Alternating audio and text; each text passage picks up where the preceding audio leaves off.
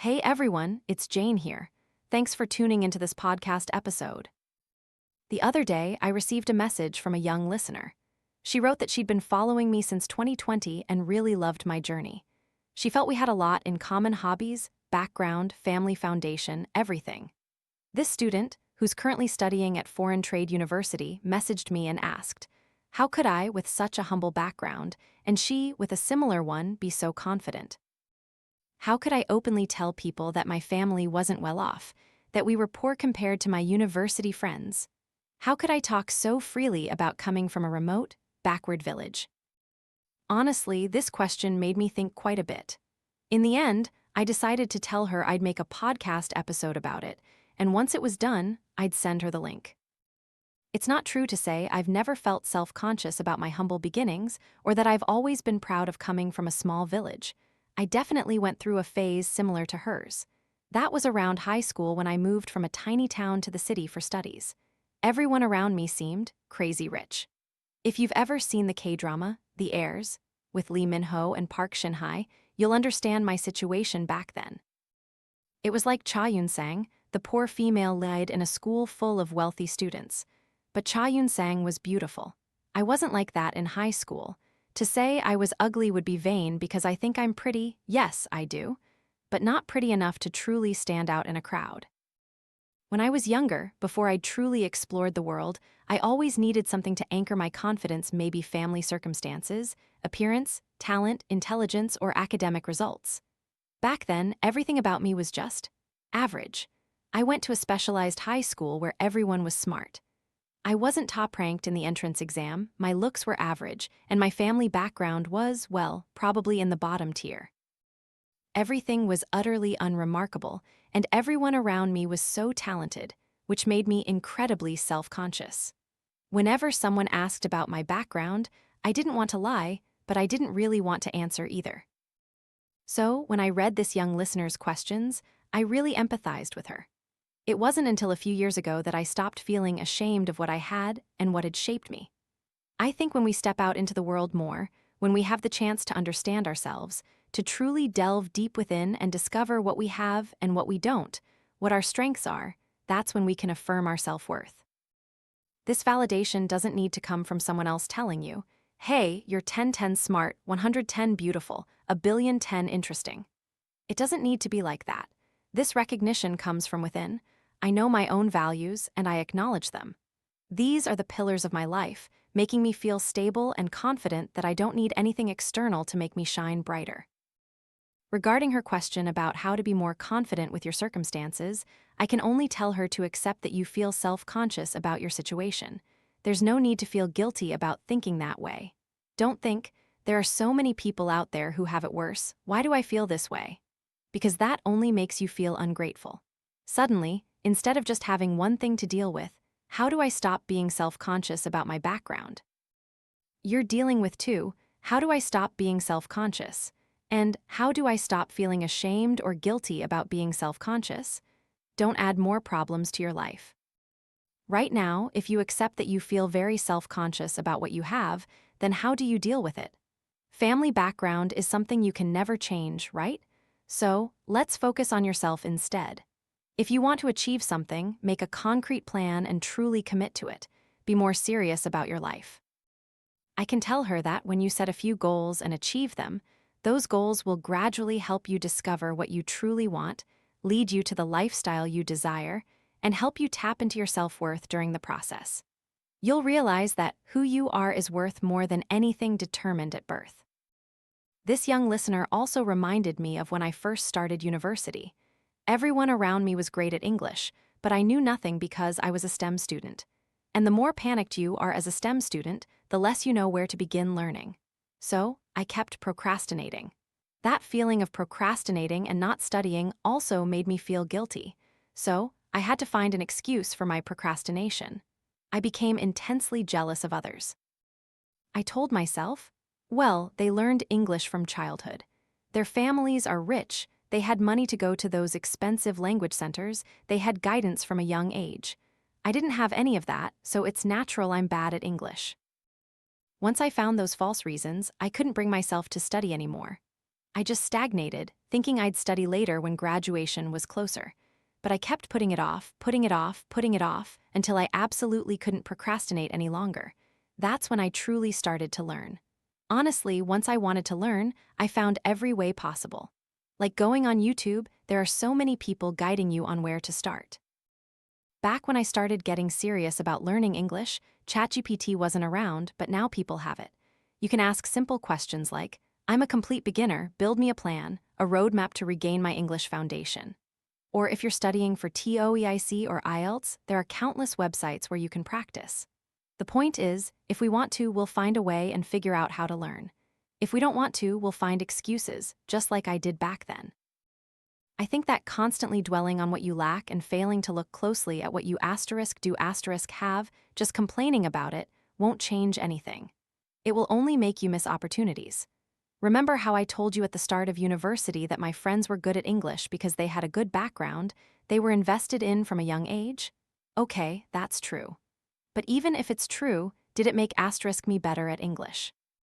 Even if they were invested in from a young age and I wasn't, shouldn't I just focus on learning now instead of complaining?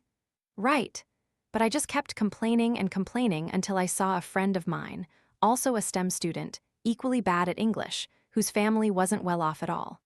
She had to completely self-study, and when she graduated, she scored 8 on IELTS. During my rebellious teenage years, outsiders would have seen me as a good kid. I did well in school, I wasn't into partying. Outsiders would have seen me as the ideal child. But every teenager has a rebellious streak. I don't know if anyone else was like me, but back then, if my mom scolded me or forbade me from doing something, I would easily act out. I'd slam my door, cry, and feel like I had some deep, ancient hatred for my mother. I just wished I'd grow up quickly, so I could get revenge, hold grudges, and all that. That feeling didn't last long, only about an hour or two after an argument with my mom. But because those negative emotions weren't fully resolved, they simmered within me. It's not that I hated my mom or held a grudge against her. I loved her very much and studied hard for her, but deep down, a part of me wasn't entirely satisfied with her. That's how I felt at that age. I was a good student back then. In my district, I consistently ranked first in academic competitions every year. Imagine, a little girl who always felt self-conscious because she was poorer than her friends, not as pretty as her friends, until she found her only anchor: her intelligence and academic success. Someone who always felt self-conscious, once they find the formula for confidence, becomes almost arrogant. I was so arrogant back then. I only hung out with friends who also competed in academic competitions, and they had to score as high as me to be my friend. I also hung out with older, equally smart students. It was like, everyone else is equal, but I'm superior. I thought I was so cool. We were kids who just started discovering the internet. We'd talk about UFOs, planets in the solar system, quantum physics, conspiracy theories, all this knowledge kids gained from the early internet. I felt like, oh, all the other normal people around me only know about entertainment news, but I have a group of ascending friends, and I feel like I'm on top of the world. It was amazing. This made me feel even more strongly that besides money, my mom couldn't teach me anything. She only provided financial support and a place to study. All the cool stuff, like America discovering UFOs yesterday, or how quantum physics works, or the mechanics of stars, my mom couldn't teach me any of that. I learned it all from my friends or by exploring the internet myself. So, there was a phase where I wouldn't listen to anything my mom said. I felt she was just someone who provided financial resources. She wasn't capable enough to teach me anymore. Oh God, now that I'm older, whenever I think back to that phase, I truly fear karma.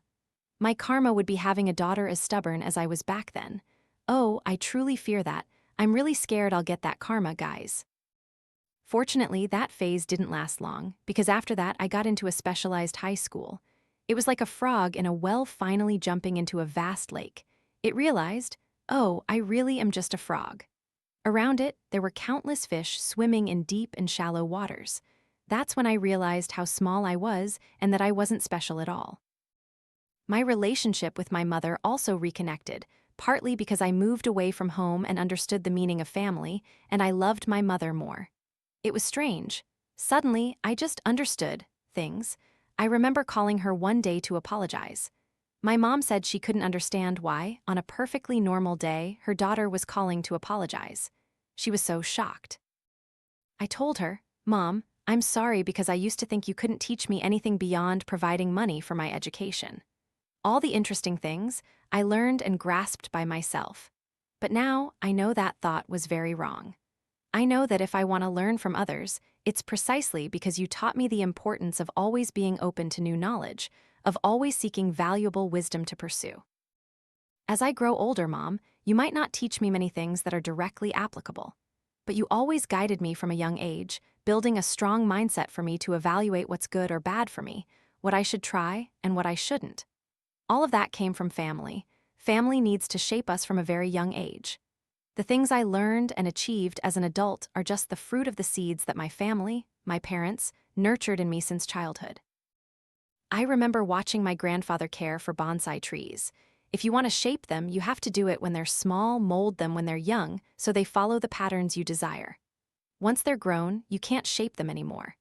The things I know, the things I've learned, and even my mindset when facing a problem, how I solve it, all these things come from how my family, my parents, trained me when I was young.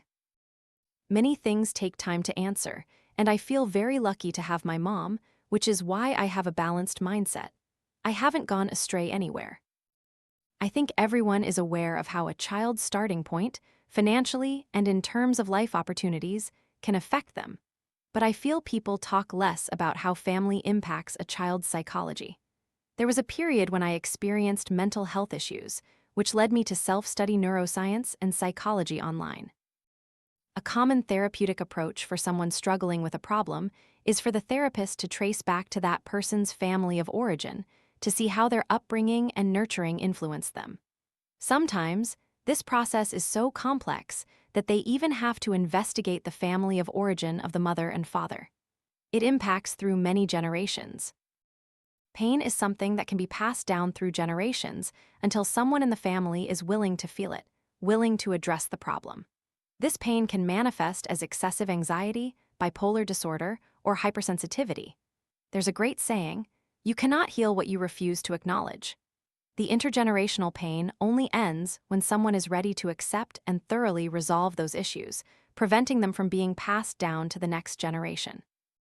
I noticed this because during a period when I had an anxiety disorder, I looked into many studies on the issue. They said that anxiety can partly be determined by genes and the lifestyle formed from childhood. When I traced back my own upbringing, it was undeniably true. My mother is a very anxious person. She lives with a lot of worry.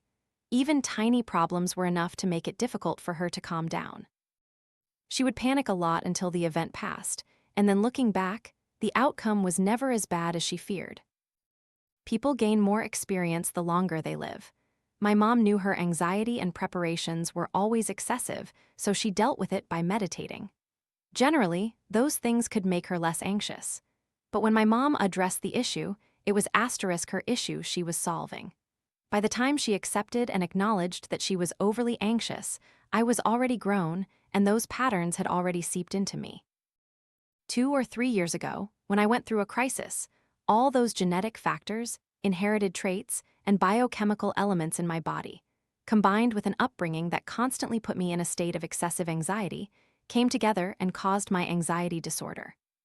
I just wanted to share this story to show you that pain can be passed down through generations, and also that in love and marriage, the family of origin greatly influences how a person behaves in a relationship. Back then, I was dating this guy. We weren't officially a couple yet, just exploring things. I called him boyfriend, but we hadn't clearly defined our relationship or fully committed to solving whatever problems arose together. At that time, we had an agreement. He knew he had some issues, and we agreed to identify and fix them together. But whenever we argued or had a problem, he would never resolve it with me.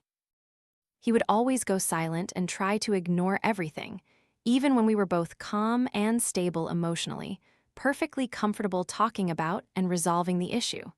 He'd still try to skip over it, ignore it, never wanting to discuss or debate it much, acting as if nothing had happened. When we traced back to his past to find the root cause, we discovered a really heartbreaking story about him. In his family of origin, his parents frequently argued, and when they argued, it usually led nowhere. They would just separate, each going their own way. When he was very young, whenever he saw his parents fight, he would hide in his room, slam the door shut, and ignore it as if nothing concerned him or affected him. That was how he protected his peace as a child. Even now, when we had issues, it was just that there wasn't a physical door for him to slam shut. But his refusal to talk to me, to communicate, his attempt to ignore the problem, was no different from how he used to escape his parents' arguments. Later, we couldn't continue our relationship for various other reasons. It was then that I realized something important. If, at that time, I couldn't even handle my own life, I shouldn't have the fantasy that I could step into someone else's life and save or heal them. That's a very delusional and naive thought. First, because have I taken good care of my own life? Second, even if I want to help them, are they making an effort to receive that help?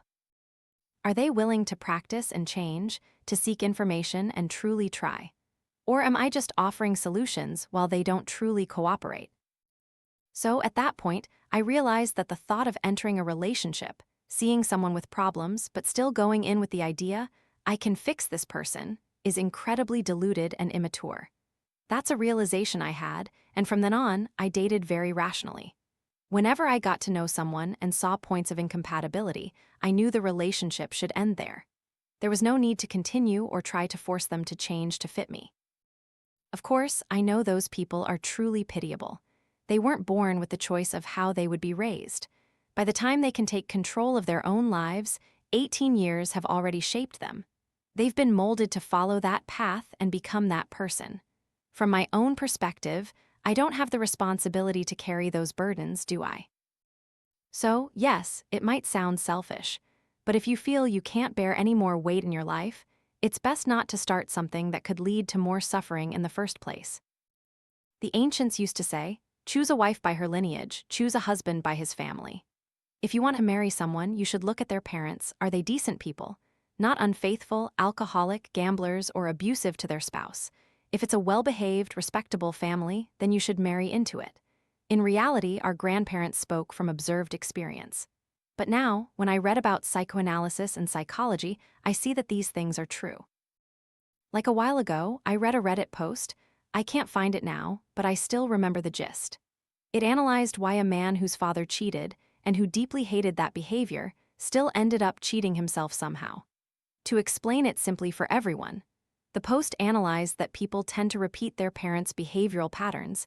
Even if their conscious mind wants to resist that behavior, their unconscious tends to repeat it. Humans have an unconscious identification mechanism, so children unconsciously copy their parents' behavior. When they grow up, people often experience a phenomenon called repetition compulsion. We tend to repeat painful past experiences with the aim of, well, back then I couldn't control the situation, but now that I'm grown, I can control everything. And now, that man becomes the one in control. He was once a helpless child watching his father cheat, but now he's the one cheating. He's the strong one. And because he grew up hating his father for cheating, swearing he would never cheat like that, swearing he would never betray his wife, but his unconscious copied his father's part while his conscious mind constantly resisted the unconscious. These two parts are too contradictory, and the more conflicting they are, the more frustrated he feels. When an opportunity arises, in circumstances where he can no longer resist, that person is very likely to cheat. But I truly believe a family's lifestyle deeply affects a child. Perhaps we grow up hating our father's chauvinism and our mother's nagging, but somehow, we grow up, and in the most unexpected situations, we display the exact behavior we hated in our father or replicate the behavior we disliked in our mother. We have traits that are exactly like our parents in the most unexpected circumstances. Many people wonder why a woman would love a man who treats her so badly and not leave him. It could be because she grew up in a family with a lot of violence, infidelity, lack of parental affection, or toxic parents. According to Freud, a psychoanalyst I often read, he believed that humans tend to repeat painful past experiences. Consciously, they know this isn't good for them. This phenomenon exists because the human brain always seeks familiarity over what is good. So, even though this woman might hate her father and his cruel behavior, unconsciously, the man's behavior makes her feel familiar. Therefore, when she meets men with similar traits, her unconscious will deem this a normal relationship. And partly, it's because her unconscious wants to fix the past. She thinks, Okay, now I love a man who is like my father and I can fix this person to make them better, and by doing so, I will conquer my past. Furthermore, abusers are not always controlling, yelling, or physically violent. There will be times when they are very kind and concerned for her. These men who frequently abuse their wives or girlfriends might also appear very masculine, strong, and traditionally dominant, someone who can take care of me. That's also a way that can make it difficult for this woman to escape the relationship. In a previous podcast episode, Alone Yet Fearful of Loneliness, I talked about attachment theory, and there are 4 attachment styles. If you're interested, you can find that episode. In the description for that episode, I cited many related resources. Perhaps this woman has an anxious attachment style, and she accepts clinging to a relationship even when it's harmful because she fears abandonment. Or perhaps she has a disorganized attachment style, meaning she deeply desires closeness with this person, but also fears being hurt, which is why she couldn't be close to her own father, leading her to choose someone similar to him, even knowing he might hurt her. From a psychoanalytic perspective, the father and mother are the archetypes of male and female within each person. As a girl grows up, the man she interacts with the most will become the image, the template of a man in her mind. So, even though this woman might know her father is wrong and deeply dislikes him, unconsciously, she still sees him as the standard for men. She is attracted to men with similar personalities. Sometimes, when she meets men who are not traditionally dominant, she might even find them too weak, not masculine enough. So, in summary, everything I've talked about isn't to scare anyone or make you think, hey, you have problems, you're not normal. Because I believe, to varying degrees, everyone has problems. And I'm not trying to sell you on therapy sessions or anything like that, making you think you have issues and need to seek help. I just want my generation, which now has more resources than our parents' generation. We're not hungry, we have access to more knowledge, more free knowledge, and the internet to learn. I think with these resources, we should live happier lives. We shouldn't let the unconscious control us anymore. I really love this quote from Jung. Until you make the unconscious conscious, it will direct your life and you will call it fate. This means that before, the things we did, how we behaved, how we solved problems, we often did unconsciously. If we can now become conscious of what we are doing, we can change our behavior. We can't change something if we don't realize it's happening, right? So I think the first step is to act like an outsider, step back, and objectively reevaluate your family. First, see if your family has any problems. Are they controlling? Did they not give you enough love? Did your parents cheat? And if so, how did those things affect you? Do you fear abandonment? Do you not trust love? Or do you get angry easily, irritable easily? When faced with sudden problems that you can't control, how do you react? Like your mom or like your dad? I think the best way is for everyone to keep a journal. We often think our personality is innate, something we're born with, but many times that's not the case. Sometimes we grew up with certain programming from a young age, which is why we behave the way we do now. Many of our habits, thoughts, and emotions are the result of how we grew up in a particular family.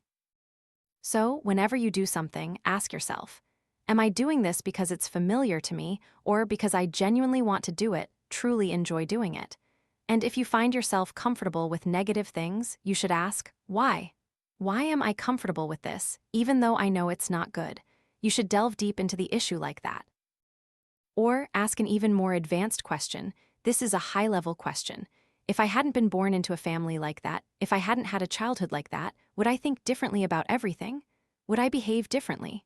For example, let's take a very small aspect of life that everyone cares about. Love.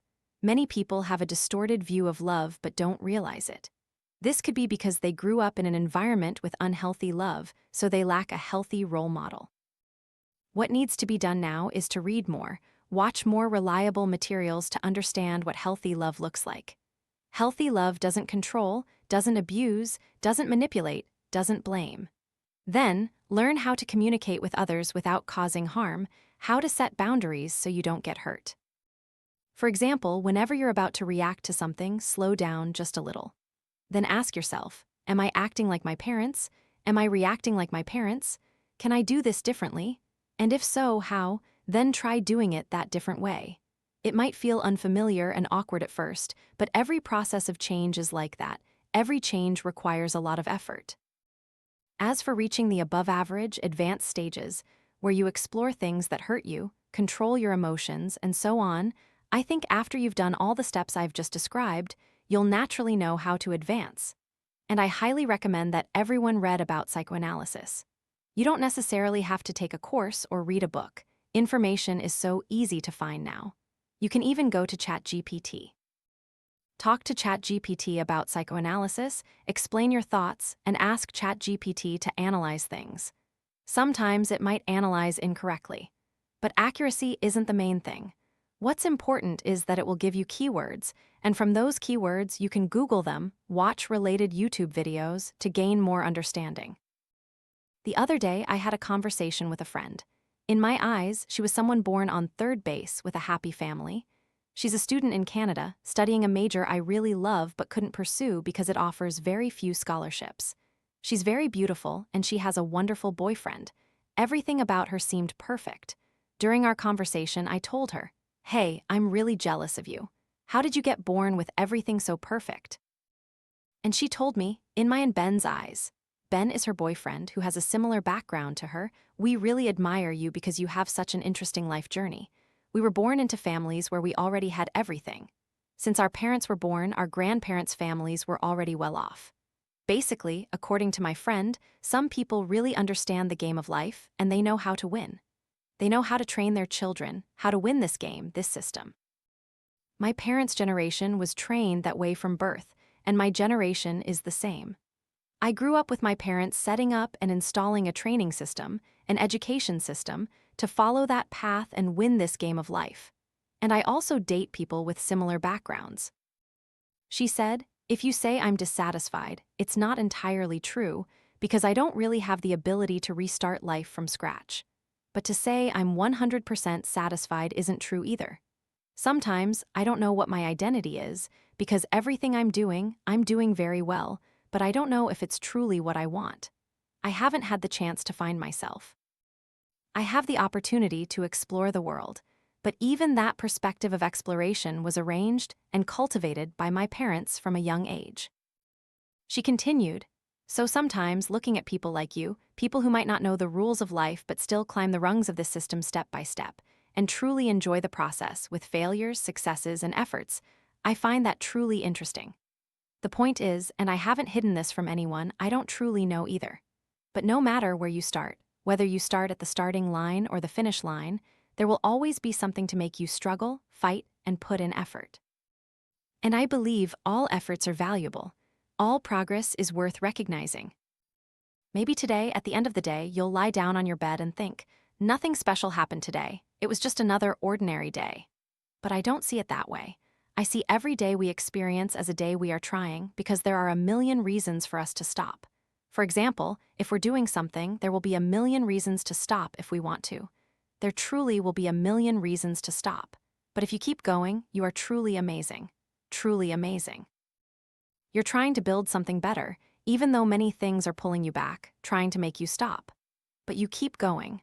I see that as an effort, and that effort deserves to be acknowledged. So, if today feels like an ordinary day, if you feel like you're trying but nothing changes, no. Today is a special day because you tried to keep going, even though there were so many reasons to stop. And after all of that, thank you everyone for listening to this podcast episode. Thank you for listening until now. Goodbye and see you.